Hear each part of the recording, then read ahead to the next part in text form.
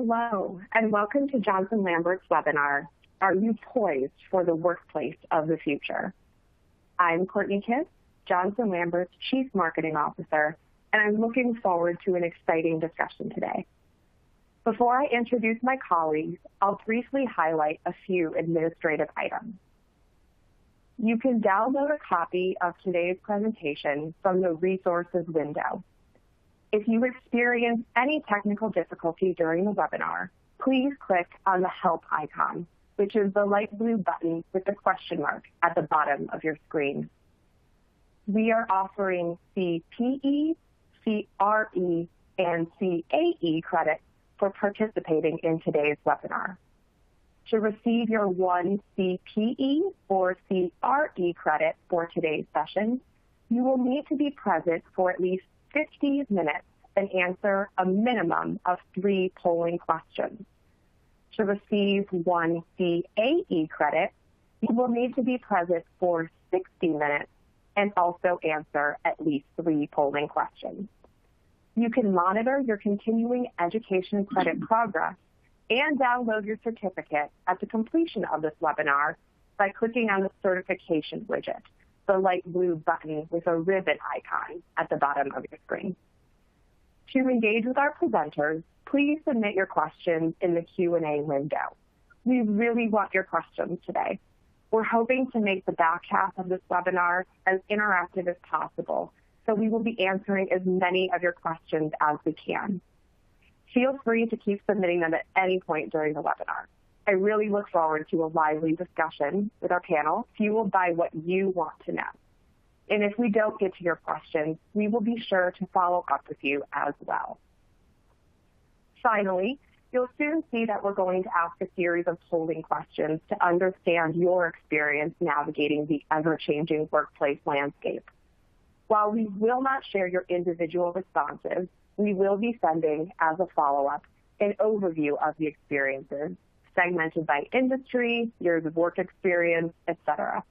We're looking forward to seeing those results, and we hope that it will be an interesting benchmark for you as well. Now, please allow me to introduce my colleagues, Dave Fuge and Yuso Sayers. Dave is Johnson Lambert's Chief Innovation Officer. In his role, he focuses on creating innovative solutions that enable our firm to support our clients in the ever-evolving markets and industries we serve. He also oversees a team that manages all aspects of the firm's technology and data security. He holds the Certified Information Systems Security Professional, or CISSP designation, which, combined with his experience, expertise, and innovative mindset, makes him a valuable resource both internally and externally. Thank you for being here today, Dave. Thank you so much, Courtney. Glad to be here. Wonderful. And Yuso is a managing director on Johnson Lambert's Business Advisory Services team, the consulting arm of Johnson Lambert. She has extensive experience in security assessments, system implementation assessments, internal audit co-sourcing and outsourcing, independent external financial audit support, third-party assurance reviews, regulatory IT reviews, and more. She holds a CISA designation, and she is a member of a number of leading industry groups, including serving as a board member of the National Association of Black Accountants.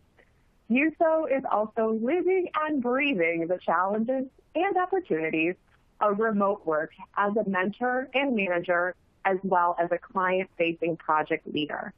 Thank you, Yuso, for agreeing to share your insights today. Thanks, Courtney. It's my pleasure. I've had the privilege of spending quite a bit of time talking with Yuso and Dave about this session and about trends and ideas in general regarding the workplace of the future. I want to set the expectation that we don't have absolute answers, in part because we don't believe that there are absolute answers, and also because this is also relatively new. What we do hope you walk away with today is an understanding of not only how you can begin to reimagine your organization's workplace of the future, but also why it is so important. And perhaps most importantly, some questions and thoughts to personally and organizationally reflect on to help set what your roadmap could and should look like. I personally have been diving into the cultural side of this.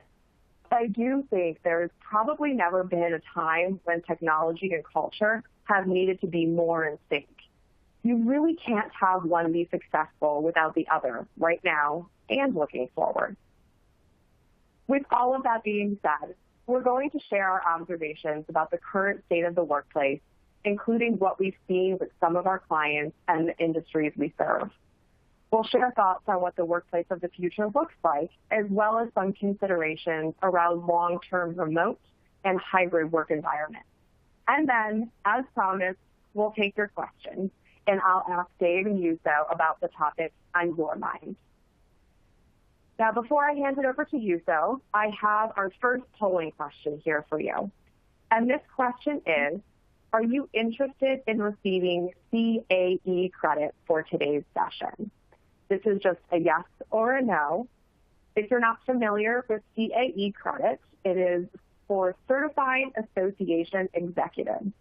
We are thrilled to have this session be available to professionals in all three of the industries Johnson Lambert proudly serves: insurance, nonprofit, and employee benefit plans. So I will give you just another couple moments here to get in your answer for this first polling question. Are you interested in receiving CAE credit? Yes or no? And then if the Johnson Lambert employees on the line can select that option. And I will be changing it in about 3 seconds. Wonderful. We will take note of those of you receiving CAE credits. As I mentioned, this topic applies to all organizations in every industry, regardless of size or location. So we do have another polling question here to help us understand what industry our audience represents. So the second polling question, as you can see here, is what industry do you represent? Your options are insurance, nonprofit, consulting or public accounting, other, and then once again, if Johnson Lambert employees can make the selection in that field. And again, the question is, what industry do you represent? Insurance, nonprofit, consulting or public accounting, other, and an option for Johnson Lambert employees. I'll give you about 4 more seconds to get that answer in. All right. Quite a bit of insurance folks on the line today, but some wonderful representation from other categories. Glad we have a good mix of people. Another question just to build our understanding of demographics today, we have how many years of work experience do you have? And your options are 1 to 5 years of experience, 6 to 10 years of experience, 10 to 15 years of experience, or 15 or more years of experience. And once again, an option for our Johnson Lambert employees. And I would consider this to be all of your professional work experience. It certainly doesn't have to be just in your current role or your current organization. How much time have you spent in your industry? And I will give you about 5 more seconds to get that answer in. And we will move on to see our results. All right, we have a lot of very experienced people on the line today. Wonderful. It's going to be great to get your feedback. So Yuso, understanding who we have here today, would you mind sharing with everyone what you've seen and experienced regarding the current remote work practices and trends? Yes, thank you so much, Courtney. And we'll start today with just some results from a survey that we saw in the Insurance Journal a few months ago. This survey was taken probably mid-pandemic, so in the June-July timeframe. And we've included the full report as one of the resources in the resource tab of today's webinar. But we wanted to highlight just some of the things that we saw because we thought it was pertinent to our discussion today. And this was focused on insurance companies, property casualty, to be specific. So, but wanted to share some of that with you. So the first item or question was, since the outbreak, how much of your time is now spent in your home office? And 60% of the respondents were spending 100% of their time in their home office. And just to give some background, I think it was about 15,000 individuals that were responding to this survey, and they were from different companies in the property and casualty space. And then the next question is, share the challenges you face in your remote work environment. Check all that apply. And 41% felt isolation from their coworkers, and then 34% felt distractions of the household. And I can definitely identify with that, as I have a 7-year-old and a 10-year-old. And my 7-year-old always ends up in my office at different points of the day. So as I know, for those of you who have either younger children or grandchildren and some pets, you understand the challenge there as well. And it's so interesting because I think now we all have more empathy for each other in some of these situations. Things that would have shocked us before, now just we kind of roll with it. Another question was, which of the following personal related actions has your firm implemented or does it plan to implement due to the coronavirus outbreak? And, the categories included layoffs, adding new employees, salary freeze, or applying for the PPP. And about half of respondents, none of those applied. And then 22% were applying for the PPP. And then a few were doing salary freezes in layoffs. And interesting enough, 13% were adding new employees. So it's good to see that companies are still adding despite what's going on. Another question, how has your remote work environment impacted your role in work habits? As you can see, 42% are working longer hours, or another 40% are working off hours. And we hear that a lot from individuals that we talk to, both within the firm as well as our clients. And then 40% are doing more scheduled and fewer impromptu calls. And then 40% have to learn new apps and technologies. And for us, being in consulting, I think now I know all the different video and collaboration apps that there are, because each company uses a different one. So on a daily basis, we may interact with 4 or 5 different apps for our meetings. Which of these, if any, have your firm's insurance customers asked about? And this one was quite interesting. So the premium, discount refunds, and premium payments were top, as well as coverage questions. And then about half had questions around claims and policy changes and cancellations. So more premium discounts and premium payments seem to be more the topic of interest for customers. And then post-crisis, do you expect personal cuts or increases at your firm in the following areas? And as you can see, the yellow is actually no change.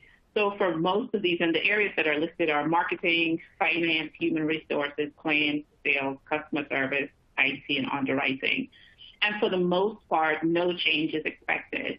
The darker blue on the left is actually where cuts are expected, and then the lighter blue to the right is where increases are expected of 10%, and then orange to the very far right is increase of 25% or more. So, but for the most part, most of the respondents were not expecting a change, which was really good to see. When do you think you will see a return to normal activities and revenues at your company? And I'm sure if we ask this question now, the answer may be different. But then 10% thought 5% thought in a month, 10% thought in 3 months, and then 15% thought in 6 months.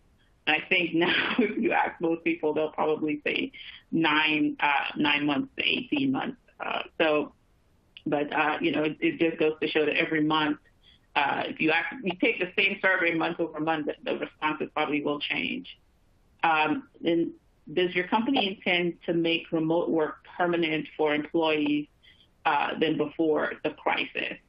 And for this, we had 35% that said yes, and then 42% said maybe, and then only 23 say no. And I can tell you, things will not be the same going forward. That's the one, I think if that's the one thing we learned, is that things will be different as it relates to where we work and how we work. So we have another polling question for you. And this one says, how did IT, and this is your company's IT, deal with moving to remote work? Really well. We were prepared to work at home without any significant time, dollar, or change management investments. Well, there were some changes that we needed to make, but we got those implemented quickly. Okay, we got to a stable work environment, but it was a large lift on the IT team, and the organization struggled initially to support remote work. Not great. We struggled to get technology set up to work remotely and are still struggling with remote work technology today. We never went to remote work, or if you're a Johnson Lambert employee, please choose that last option. And I know it's a lot of answers, so I'll give you some more time to read through it. But how did your IT department deal with moving to remote work?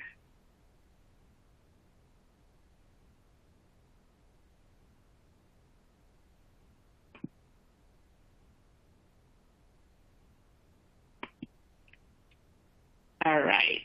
So it looks like most of us were well or really well. So that's really good to hear. So some of the things that we've seen that were in this current state, this is based on our Johnson Lambert current state. So we'll share about a little bit about ours, and then we'll share what we've seen at companies. The things that we have seen that worked well, one, we're able to have more frequent touch points, both with our clients as well with our team members. And we've been doing a combination of chats, one-on-one video calls, or, email, not so much. I would say we still use email, but for a lot of the quick touch points, we've been doing more video calls or chats where we can. We've been forced to set clear deadlines because you're no longer sitting in the room with someone where you can just, walk over and check in on something. So we now have very specific timelines and milestones that people are expected to meet because, everyone works at different paces. So we want to make sure that we all are on the same page as it relates to the deliverables. One of the things that has worked really well with our teams, because before the pandemic, we would work in a team environment. So we're usually in a conference room together, either at our client site or in our office or in an open office space. So we've got some teams have created what's called virtual team rooms, and it's really just having an open video meet where people are sitting, you can be on mute, but if something pops up, it's similar to the way where you will turn around in your chair and ask a question. You unmute yourself and you ask a question in the team, and then there's a discussion as needed. And our teams have found that to be very, very helpful because then you don't have to worry about chatting someone or picking up the phone to call someone. It's just like they're right there working with you. So they'll set up teams and work together, sometimes for hours at a time. And the feedback we've heard is that it's really been very helpful for our team. And then we've done our trainings virtually and have been able to really execute those successfully, both internally and externally. A number of us have done virtual conferences, webinars, and various trainings for our team members as well as for our clients and prospects. Some of the places where we've seen challenges that we've had a few individuals who are not really motivated with the video and phone interaction. They prefer in-person, so it's been challenging for them to really get motivated to work. A lot of family commitments, folks with younger children find it hard sometimes to really work from home when they have little ones making noise in the background and they're trying to lead a meeting, and sometimes pets are barking. So that has proven to be a challenge. We've had internet issues, and this has been getting better. I think in the beginning it was tough because everybody was forced to work remotely at the same time, and some folks, didn't spend a lot of time working at home, so they didn't necessarily have an infrastructure that was supporting being on video calls most of the day, but we're seeing changes there. We do have some lack of communication. Sometimes we do need to reach out more because we're not hearing from some. And then our team members have more flexibility. So sometimes people may be taking time off during the day when, you may be reaching out to get information on the project. So that sometimes could be a challenge. One of the things that we learned is that some of our newer team members do prefer and learn better when they're able to do the first few weeks of onboarding in the office with team members. Even though we were successful in doing virtual onboarding, spending time in the office with them a few days a week has been so much that we've gotten really good feedback that has been so much more helpful than learning everything virtually. And then keeping our culture has been one of the things that we have been working to overcome, because as a culture, we are used to connecting regularly. So we've done a number of activities since we've gone virtual. We've done cooking classes, happy hours.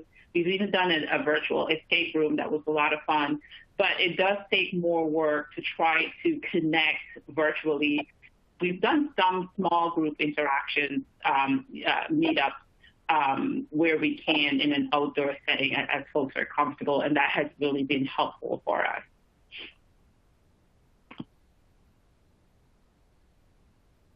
What we're seeing at other companies, interestingly, a number of companies are actually moving to 100% remote.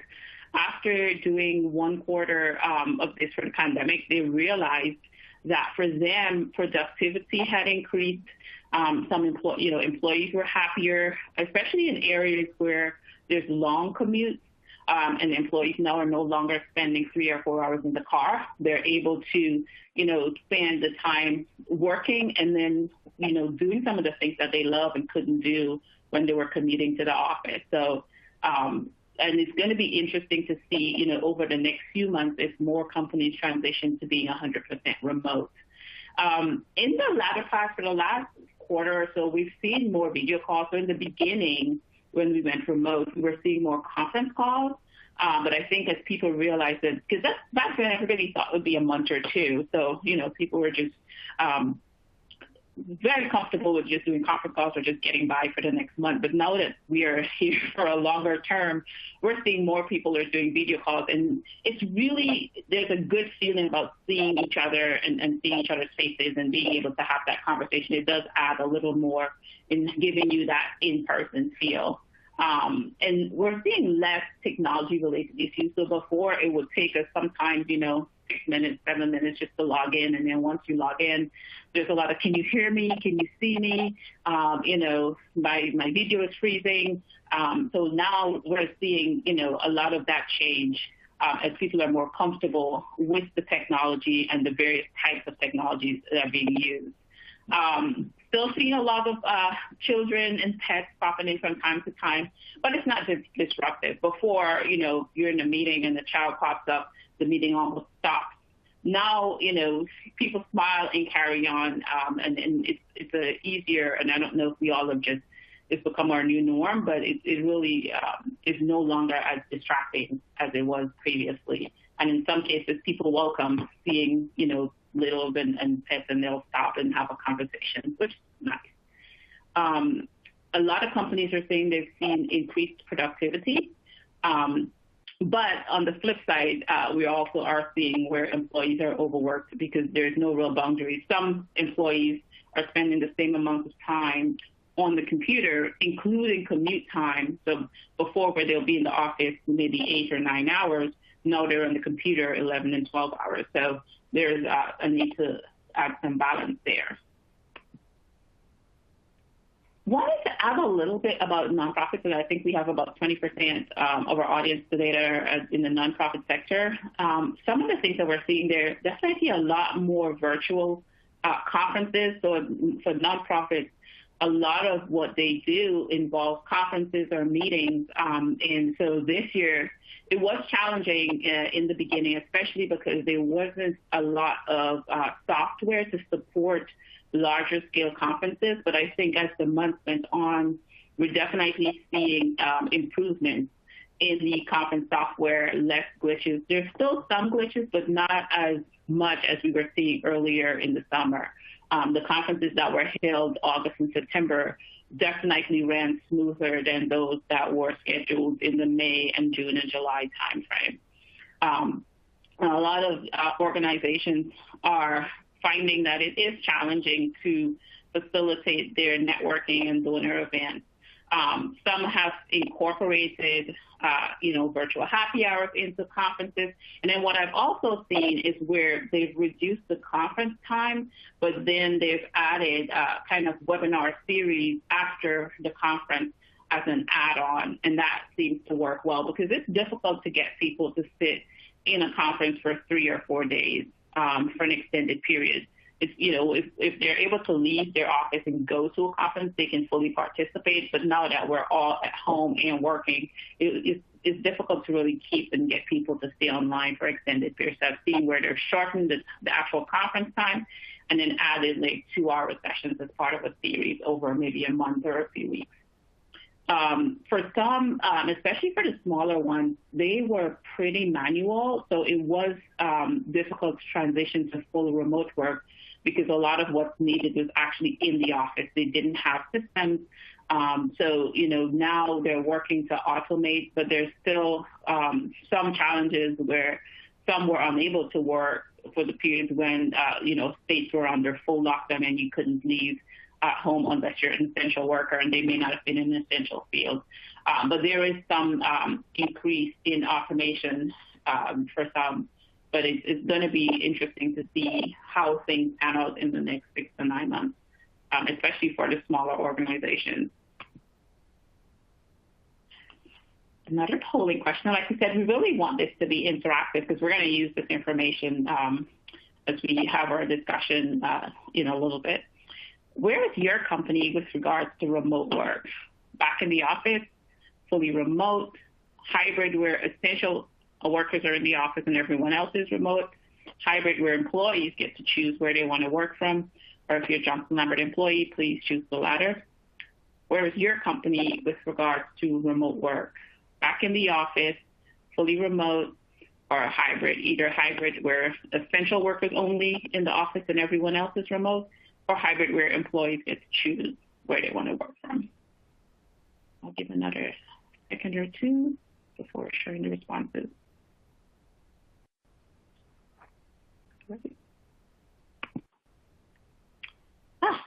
So it looks like a good mix actually, but not many people are fully back in the office, which is what we are seeing too across the board.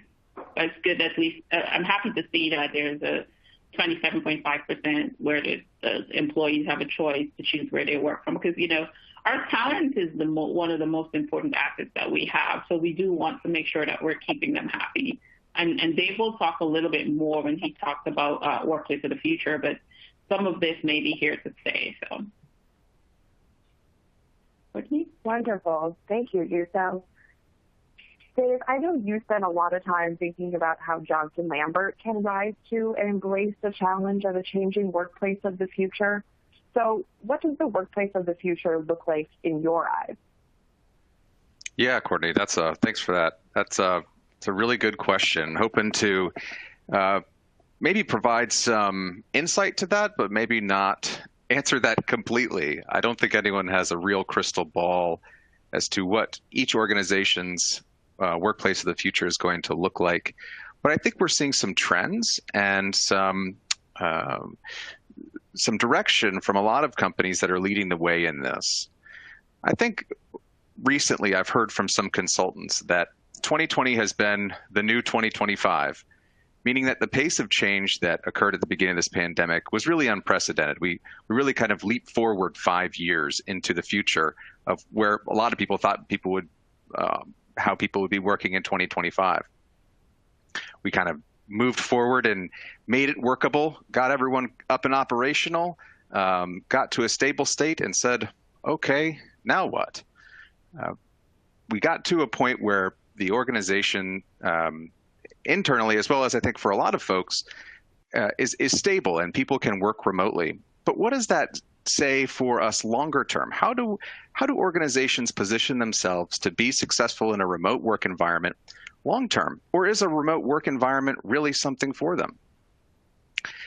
I think the core tenet of the workplace of the future is it's going to be different for each organization. There's not one right way to do it. The future of the workspace for each organization is going to be something that's defined by the culture and leadership at that organization. What are the value What are the values of that organization, and how does that present itself through the workplace that they offer to their employees? Is it a workplace that is requiring people to come into the office on a regular basis? Is it a completely remote workforce that says everyone works remotely and that's mandated? My inkling, and in talking with some people and reading about some progressive companies that have adopted this before the pandemic, has really gotten me to begin thinking about a sort of hybrid approach, and how successful companies that value employees and their ability to choose how they work really will help drive organizations that adopt that sort of mindset forward into the future and attract top talent, retain that top talent because they're able to choose how they work, and really drive their organizations forward in a remote or their new work environment, their new reality, their new 2025, their new environment as it exists today. So, like I said, for many organizations, regular remote work is going to be a compelling option. I think it's important to call out here, like I said previously, that this doesn't work for everybody, and that's okay. I think a lot of organizations have realized that, hey, we've got individuals that work for this organization, and people work differently. As much as we'd like to have people work the same way every day, what works for one person might not work for another. And how do we get our hands around that problem? How do we begin to embrace that we have different people in the organization and treat them equitably no matter where they decide to work? That's a really thorny problem. There's a lot of things that go into that. But some of the things that I think are important to consider would be cultural metrics. How do you measure the work that these folks are doing? And how does that fit within your culture? And how can you use those measurements to treat the people that work from home and work in the office the same? One of the key things that I'm seeing or reading about is a lot of organizations that might have had a work from home policy before, and folks that worked from home or a remote location felt isolated. And I think we're seeing some of that with everyone working remote, not having your folks in the office, not being able to collaborate like you used to, wears on some people. Some people thrive in that sort of environment. But how, as management and leaders in an organization, do you put aside the fact that you have somebody sitting next to you and are face-to-face with you because you decide to and choose to work in the office? How do you put that element aside and evaluate those people based on their merit and their metrics versus traditional face time that a lot of organizations had prioritized in the past? This is a really difficult challenge, and one that I think a lot of organizations are going to start to uncover as they really truly try to codify what work from home and remote work looks like for them going forward. So for organizations that have decided to move to a hybrid environment, or a choose your own adventure, if you will, choose your own workspace environment, what role does an office play? I think that's a really important question. Obviously, for folks that want to be in the office, there's going to be a portion of an office that is for those folks that want to be in an office, that need to be in office. Maybe they don't have space at home to work, or just thrive on an environment that is traditionally office-based. Again, there's nothing wrong with that. But for folks that are remote and work remote most of the time, but may want to come into the office for a large meeting that requires in-person collaboration, offices might become more geared towards that collaboration activity, bringing teams together to collaborate on a project or some other activity to get people together and speak and produce their deliverables together is different than having a whole set of offices and cubes set up in a traditional office space. Rethinking that as we move forward is going to be another thing that I think a lot of organizations are going to have on their minds. How are we going to reorganize our office to fit not only the folks that want to come into the office, but the folks that don't, but we're going to need them to come into the office so that we can be together and collaborate? I think the other piece here is I've called out technology, and technology is obviously my background here, but this is something, these changes here from a technology perspective are ones that really support the culture and the goals of the leadership of the organization. these are tools that help the organization realize its cultural imperatives or put in place their cultural imperatives such that the tools support the mission. They are not the centerpiece of remote work. Having said that, there are some great tools that are out there today. I think most people have used them, as Yuso has just talked about. Video calling for sure, Zoom Meet and Teams. I think everyone, WebEx as well, or GoToMeeting, everyone who's on this call has probably had one of those items on there, had one of those meetings in their recent history. Also using things like chat applications. We're seeing a lot of use of chat applications to help bring people together in a digital way or a virtual way that doesn't require video, but can help build communities of people within an organization. One of the other things that we're seeing popping out of these chat apps and these collaboration areas is the ability for employees to pick their own way to interact with their company. As a culture, for those progressive companies that have been doing this already, they found that the way to attract and keep talent isn't just to say you can work remotely from anywhere. It's to really foster a culture that is one of inclusion and acceptedness of the individuals that they hire, meaning that just because they're not able to come to the office or participate in a extracurricular activity like a escape room or a happy hour doesn't mean that they should be a less valued member of that organization. And so what they've done is found other niches that these individuals might want to participate in and allowed them to explore that. Using chat apps and using these other digital tools helps these individuals find their own group within an organization. A culture can be one that is of multiple different individuals with multiple different passions. And being able to nurture that through technology is kind of what we're talking about here. When you can't be all virtual in the same, or you can't be all in person, you have to have some conduit to make sure that the virtual engagement between members of an organization is able to be fostered. So what are some of those considerations that we just talked about? Certainly continuing to foster communication and rapport. Obviously, in-person communication, I think, is for a lot of folks the most preferred way to do things. However, for others, it's going to be remote, it's going to be digital, it's going to be video, it might be even chat applications.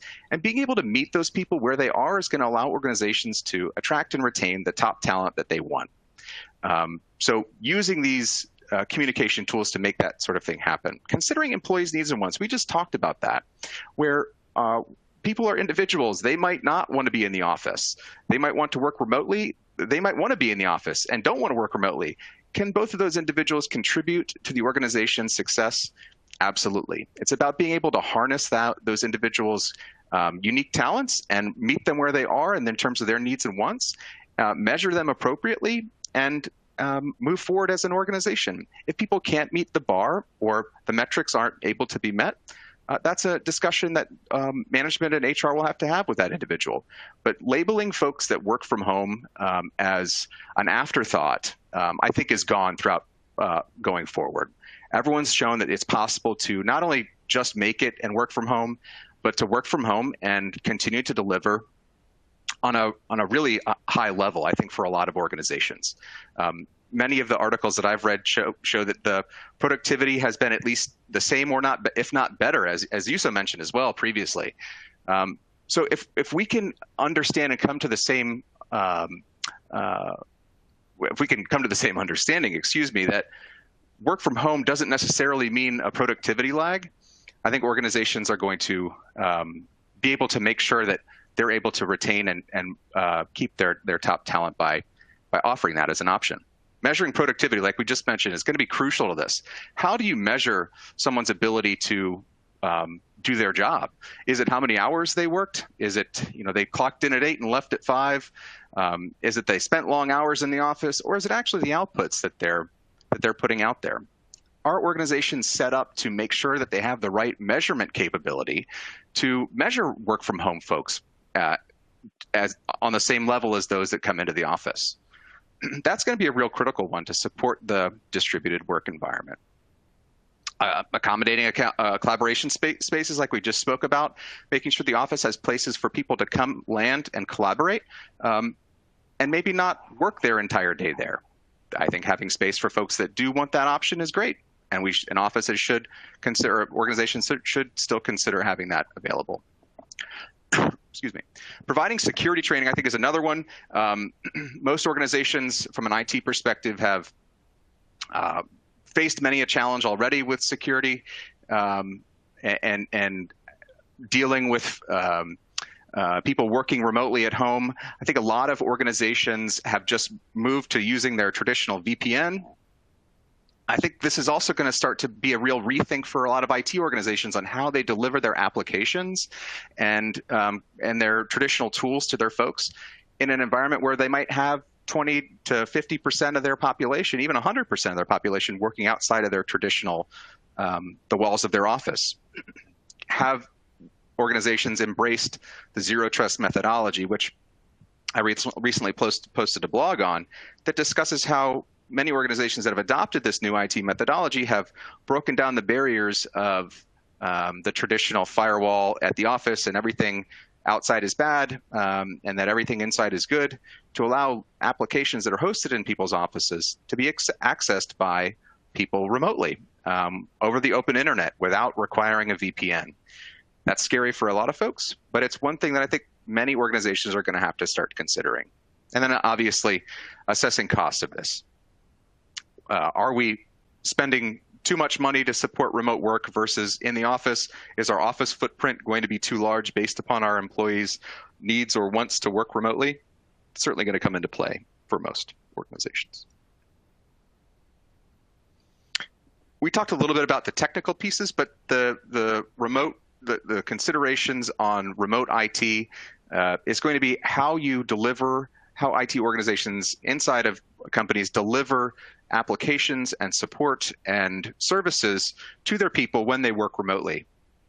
A VPN might be the answer today, but my suggestion would be for many organizations to start considering looking at breaking down the outer perimeter and considering a zero trust methodology that allows anyone to access resources traditionally hosted in an office from anywhere without using a VPN. It is possible. So with that, I'm going to ask our next polling question. What is your personal preference as it relates to working back and getting back to the office? I can't wait to get back to the office, or I'm already there. I love working remotely. I would love to do it full time. I'm never going back. I'd prefer to work remotely a few days each week.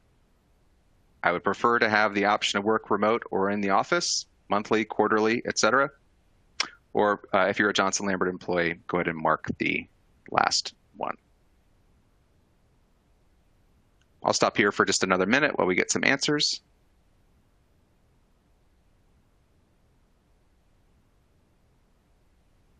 All right, let me move forward.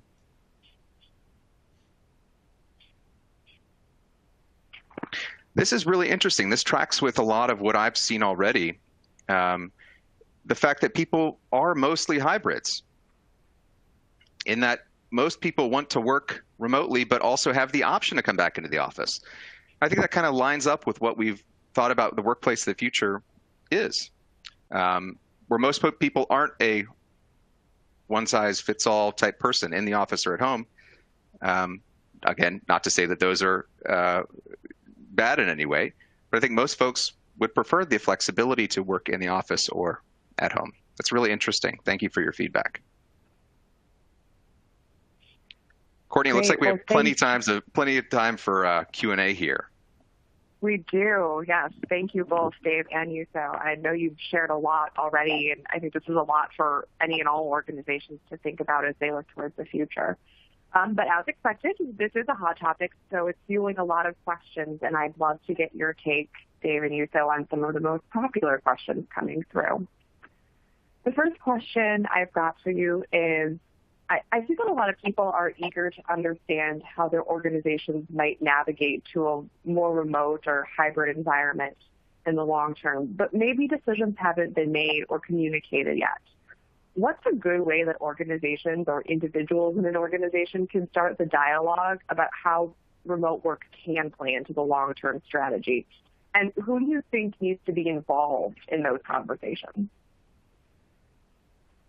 That is a fantastic question, Courtney. I think everyone needs to be involved. I think certainly surveying employees to understand their needs and wants and what they're comfortable with. We've got a good enough time or a long enough timeline here for folks that have worked remotely to understand whether they like it or not or what their preference would be. But I think organizationally at the management level, it comes down to, the organizational leadership, including areas like IT, HR, even marketing to help support a culture, a cultural decision to embrace remote work as equal to work from the office.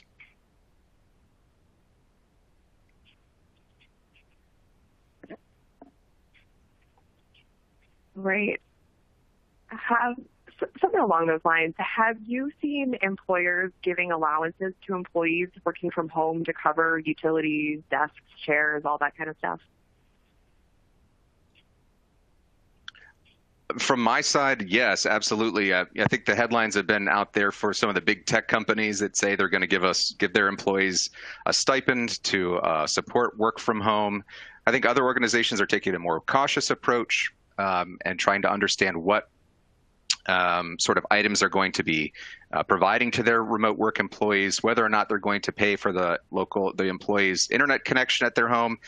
These are really interesting questions and kind of goes back to that cost element that we talked about previously, where, what is the sort of cost that organizations are going to be able to absorb, and how do they defray that cost by potentially looking at smaller office space or maybe cutting down some other things that they previously did for in-office people or in-office based organizations, where they're able to help afford those items for those employees. It really is an interesting discussion to have, and something that organizations are going to need to tackle for sure. I saw something really funny the other day that said, we've got 500 employees in 500 offices, meaning, from an IT perspective or an HR perspective, and even from any other operational perspective, how do you support that at scale is certainly a tough question to talk about. I think when we look at things like zero trust and device trust from a technology perspective, helps to really enable organizations to be okay with that, and be okay with the security, be okay with the environment that their employees are working in. But certainly around the cost to support at home has really run the gamut, from the big tech giants that are going to provide $1,000 to each employee a year, to some other companies that say, we've already provided you a laptop and we'll provide for your internet connection or your chair or monitor as long as you're able to work. It really runs the gamut. Yuso, I don't know if you've seen anything specific on that either. No, it's similar. I think it depends on the company, but a lot of companies have been trying where they can. Some of them are doing it more one-off because some employees already were equipped. So they've been identifying those that really needed it and could not complete their jobs remotely without it. But I think as they're considering what the future holds, I've seen more discussion happen in terms of, if we're going to be remote full-time, then what do we need to do to help our employees to have a more permanent work office solution? So I think the discussion is ongoing. Wonderful. I know you talked some about the zero trust model, Dave. We did get a question about going to the zero trust model. What are the main challenges you would see with this with employees? Usability issues, BYOD for work. Do you have any thoughts on that you could share?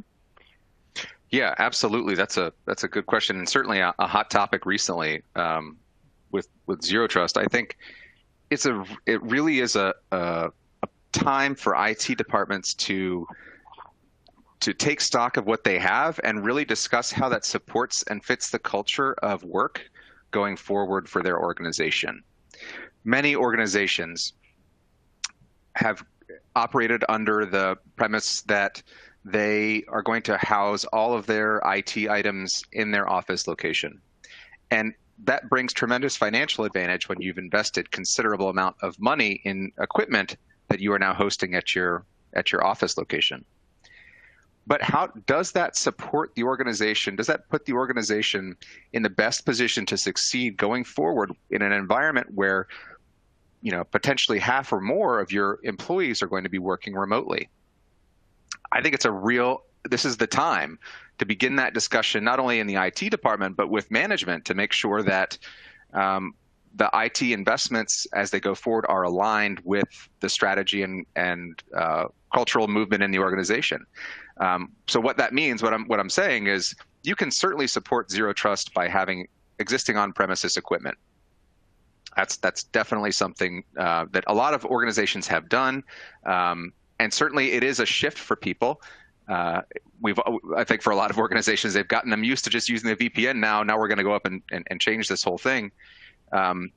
There is also a consideration to look at moving a lot of these workloads to a public cloud, to a SaaS provider, and maybe not rely so much on equipment that is housed within an organization, instead leveraging a cloud or SaaS vendor to deliver those items over the internet securely.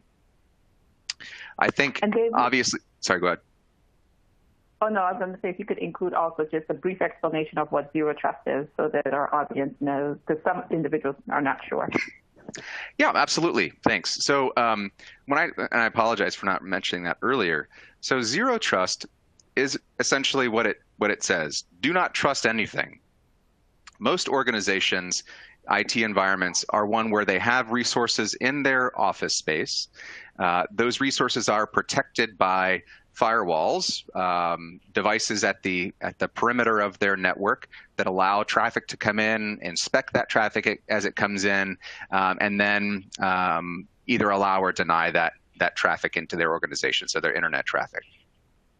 In many organizations, not all, but in many organizations, once traffic has come into the organization's premises, the security kind of stops there in terms of the ability to check and authorize for certain people and applications to be allowed access to things. And the zero trust model essentially says to break down the wall, that firewall, and perform authentication, perform security checks, make sure that people are authorized to access certain applications and certain data, no matter where they are sitting. So whether they are in their office, at home, in a hotel, performing authentication and authorization to services hosted by an organization, say logging into a claim system or logging into a GL, performing that authentication the same way, or potentially even graded to different degrees, more authentication for people that are in untrusted locations versus trusted locations. But bringing authentication to every instance, not necessarily for only remote workers, but for everyone. Meaning, we're going to challenge you for your username and password no matter where you're sitting. Whereas before, it usually was, well, once you're in the building, we're going to trust that you're okay and you can access these applications. So zero trust is essentially breaking down those barriers, moving an organization to a method that allows people to work remotely on the same level as those that worked in the office. It's kind of a common theme of this presentation. Thank you for that. We're also getting a lot of questions on the cultural piece of this, not surprisingly. And I know you said this, and we believe that there is no one right answer. But what would you say, Yuso and Dave, are the most important things organizations should think about when it comes to the role of culture in moving to a more digital and remote workplace? I think one, understanding what employees view the culture to be, because sometimes we've seen it where leaders think there's one culture, but then when you talk to everyone else, it's a different culture. But for a lot of it is maintaining that connectivity, fostering the rapport, so that team members can continue to connect with each other, even in a virtual environment. And some of it may require some in-person meetings. Some of it can be done virtually, and some of it will require in-person. And I think it would be helpful to include a larger percentage of the affected parties in the discussion to understand what are some of the things that will help them feel as though they belong. What are the things that they love? What are the things that they miss? And try as much as they can to replicate some of that. Because even though, yes, it's great to have increased productivity, if you do not have happy talent, you're going to lose in the long run. So really understanding what are those things that your employees value and playing to those, I think, would be very important, especially as you move to a remote, more of a remote environment. Absolutely, Yuso. I just want to echo everything you said. That was very well put.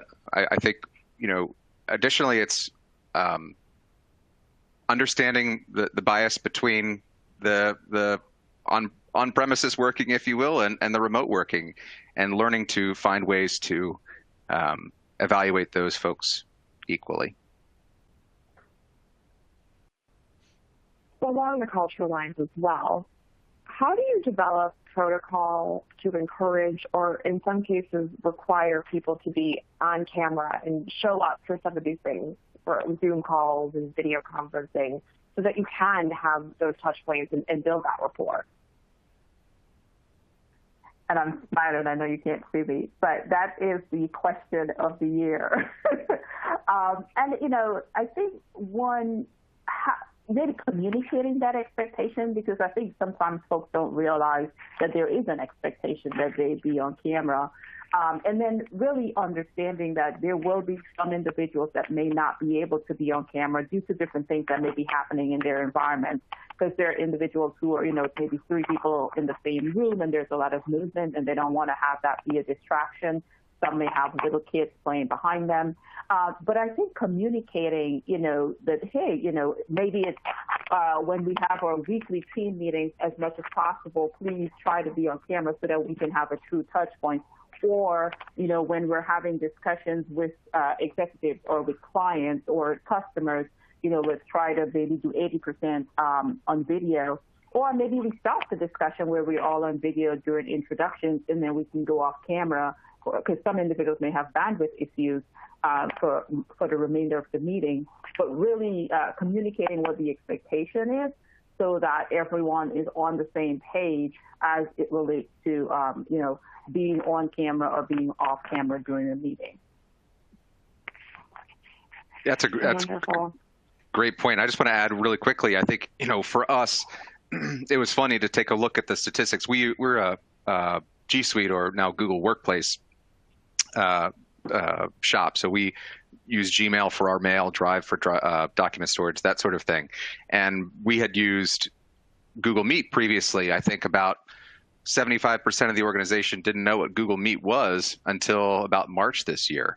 And one of those big shifts, like we were just talking about, was moving to, I don't really want to have my video on, how can I just do a regular traditional phone call, to a, hey, we really want you to have video on because it helps us connect better and you can read people's faces better. Just looking at the usage of Google Meet, it was essentially the IT team, who was already a distributed team at Johnson Lambert, using the video component of Meet to almost the entire organization in the scope of a week. It was just a really interesting transition, and really cool to see the metrics of how that happened. Fascinating. Well, I wish we could do this all day, but we are coming up against time here. And as such, I want to thank you so much, Dave and Yuso, for all of your insights and ideas. I think this has been just fascinating. So much has changed over the past crazy year, and undoubtedly more change, innovation, and progress are right around the corner. If you didn't have your question answered today, someone at Johnson Lambert will follow up with you, and you may even see your question featured in an upcoming blog post. Before we go, I would like to invite you to one or more of our upcoming webinars. We have both a nonprofit accounting and financial reporting update and an insurance industry GAAP accounting, auditing, and tax update in December. We'll also kick off 2021 with an insurance industry statutory accounting and auditing update on January 12th of the new year. We look forward to seeing you on one of those information-packed sessions coming soon. Invitation and registration information will be emailed out shortly. In fact, I believe the nonprofit webinar registration information is available in the Resource Center today. To make sure that you don't miss any updates on these upcoming webinars, other future webinars, or any other information we share, please be sure that you're on our email distribution list. If you aren't already receiving our emails, please go to our website, johnsonlambert.com, click on the subscribe button in the upper right-hand corner, and fill out the form to join our email distribution list. We won't overwhelm you with email, we promise. If you have any questions at any point for Dave, Yuko, or me, please feel free to shoot us an email. We're always happy to hear from you. Also, before leaving the On24 console today, please don't forget to download your CPE or CRE certificates from the certification widget at the bottom of your screen. CAE certificates will be emailed out to you in the next few days. Finally, I would be a terrible Chief Marketing Officer if I didn't remind you to connect with us on social media. You can find us on Twitter, Facebook, LinkedIn, and Instagram. Come see both the thought leadership and the fun sides of our firm. Yes, even in a remote environment, we are keeping it fun. Thank you again so much for your time today. I hope you're as excited about what your organization's workplace of the future can be as I know I'm excited about all of our future plans here at Johnson Lambert. We also do know that this has been a devastating year for too many people, and our hearts go out to everyone with challenges big and small. We wish you and your loved ones safety and health, as well as the strength to continue to weather this storm. Be well.